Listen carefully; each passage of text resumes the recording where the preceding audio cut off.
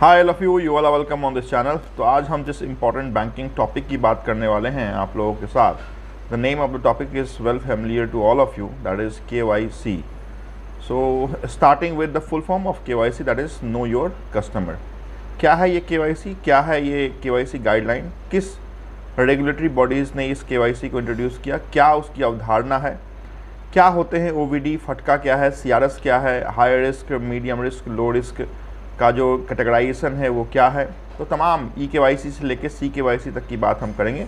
Video को अंत तक अगर देखेंगे तो ही KYC से अगर कोई भी क्वेश्चन आपसे किसी भी प्रोफेशनल ऑफिसर या ग्रेड B या फिर असिस्टेंट ग्रेड में आपसे पूछा जाता है तो आप उसे बिल्कुल सॉल्व कर पाएँ। तो this topic is very very important. चलें शुरुआत करते हैं आपकी KYC की बातें। If you are new on the channel, do subscribe, like, whatever query you have you can ask from me. तो KYC पहले उसका फुल फॉर्म पहले भी बताया है, that is know your customer. KYC day हम बैंक में मनाते हैं। यूँ तो आपके लिए कोई ना कोई डेज और डेट इंपॉर्टेंट है, तो KYC डे जिस दिन हम बनाते हैं वो है 1 अगस्त। It's celebrated as KYC know your customer day. क्या है इस KYC का डेफिनेशन तो आप जानें, या फिर KYC का जो आपका अवधारणा है वो कौन से एक्ट में लिखा गया है, दैट इज़ ऑल्सो इम्पॉर्टेंट। तो KYC is defined under section 35A of banking regulation act 1949। बहुत इंपॉर्टेंट ये एक्ट है। Section 35A of banking regulation act, that is BRA act में KYC डिफाइंड किया गया है। KYC के आधार पे कौन बैंक के कस्टमर होते हैं ये भी लिखा हुआ बातें हैं। तो कहा गया है कि for the purpose of KYC policy, customer is defined under KYC और PML act 2002 as a person or entity that maintains an account or has a business relationship with the bank, or you can say any person or entity connected with the financial transaction. Professional intermediaries such as stock brokers, chartered accountants, solicitors are known as the customer for bank. ऐसा नहीं है कि जिनका account है bank में वही bank के लिए कस्टमर होंगे। तो जो भी हैं आपको जो मैंने बताया अभी डेफिनेशन, वो बैंक के कस्टमर होंगे।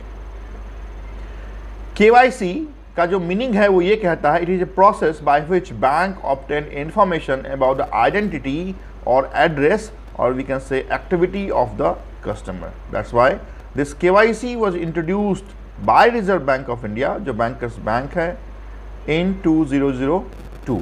तो 2002 में KYC इंट्रोड्यूस किया गया, जिसे अब कहते भी हैं KYC एक्ट। कब आया? तो 2002 में आया। किसने इंट्रोड्यूस किया? तो RBI ने इंट्रोड्यूस किया इस KYC को।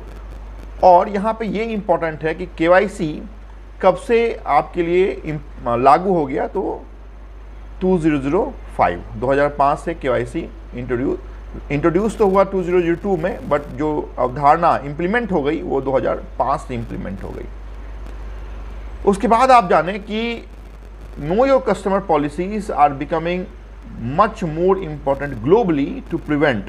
कुछ ऐसे कारण हैं जिस कारण से KYC को इतना सख्ती से इम्प्लीमेंट किया गया।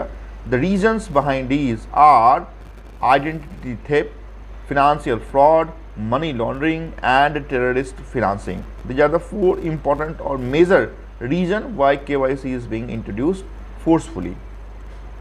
नेक्स्ट आप जाने इस KYC के अंदर हमें क्या डॉक्यूमेंट बैंक को जमा करने पड़ते हैं, that is your ID proof and your address proof / activity proof. तो आप अगर इंडिविजुअल अकाउंट ओपन कर रहे हैं, सेविंग अकाउंट ओपन कर रहे हैं, तो आप अपने जो ID प्रूफ हैं और जो एड्रेस प्रूफ है उसे जमा करेंगे। कोई non individual current account open कर रहा है तो ID एड्रेस तो जमा करना ही है, साथ साथ जो एक्टिविटी प्रूफ है कि किस चीज़ में उनकी कंपनी डील करती है, that is also the part of KYC। Next आप जानें कि इस KYC के अंदर 2016 में RBI ने एक OVD को इम्प्लीमेंट किया ID प्रूफ के लिए, कि कौन कौन से वैलिड ID प्रूफ होंगे।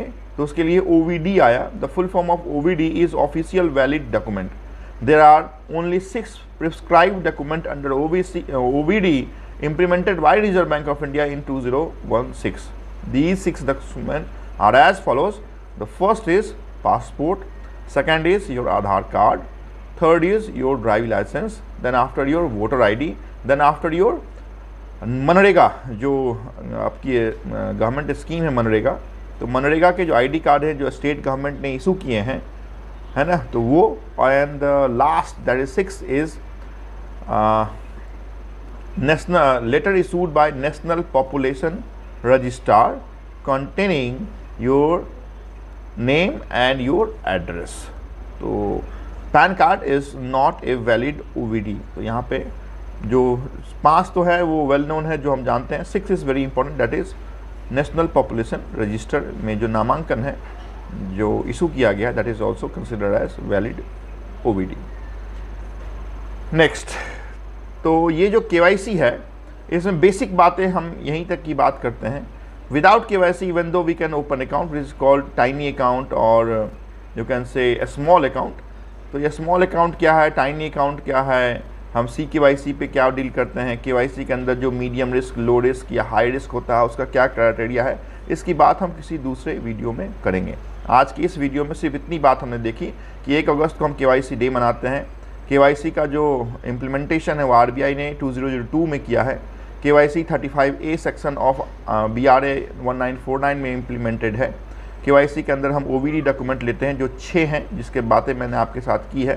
तो ये सब मेन इंपॉर्टेंट जो बेसिक बातें थी KYC को हमने कर ली है। नेक्स्ट वीडियो हम देखेंगे कि what is high, medium and low risk of KYC, जो कैटेगराइजेशन ऑफ KYC है वो क्या है, और फिर हम आपके eKYC, CKYC, फटका, CRS की बात करते हुए आपको KYC की पूरी डिटेल बताएंगे। इस वीडियो में, इस बेसिक वीडियो में इतनी बात। Thank you so much for watching this important video of KYC।